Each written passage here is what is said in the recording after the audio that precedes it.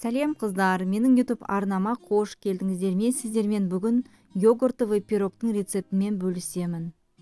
Бисквиті керемет, өте нәзік болып шығатын йогуртовый пирогтың видеосын соңына дейін көріп, лайк басып, комментарий жазып, мені қолдауды ұмытпаңыздар.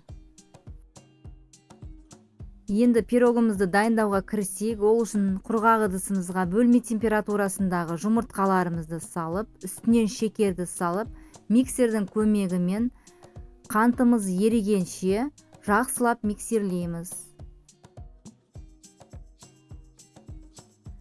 Жұмыртқалы массамыз дайын болды. Енді осының үстіне сұйық майды және йогуртты қосып, жақсылап миксерлейміз.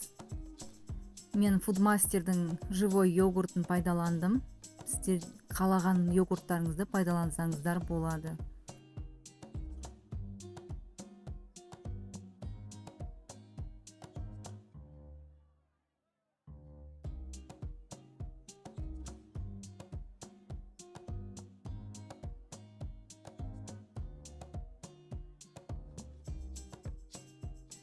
Сұйық массамыздың үстіне енді ұнымыз бен разрыхлителімізді қосып, тағы да миксерлейміз.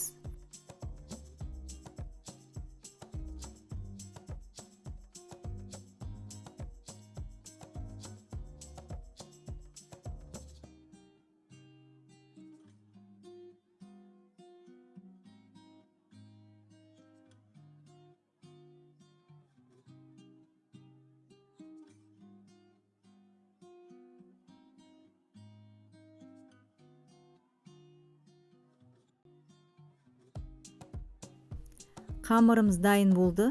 Енді осы дайын қамырымызды осындай фольгамен оралған кольцомызға құйып, бетін бір тегістеп алып, духовкамызға саламыз.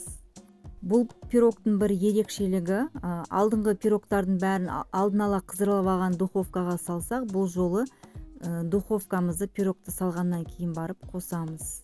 Міне пирогымыз пісіп шықты. Пісіп шыққаннан кейін бірден кольцодан шешпейміз, суғаннан кейін барып шешеміз. Енді осы суған пирогымыздың үстіне сапалы сгущенный молокомызды бетіне бір тегістеп жағып аламыз.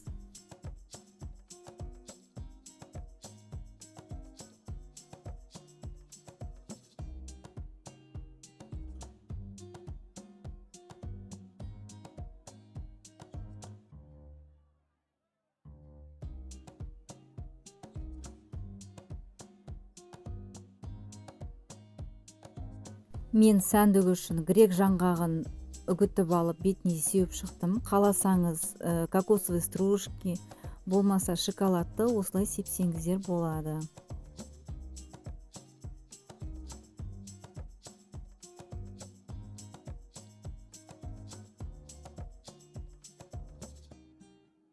Осымен өте жеңіл, оңай әрі тез жасалатын бисквитті йогуртовый пирогымыз дайын.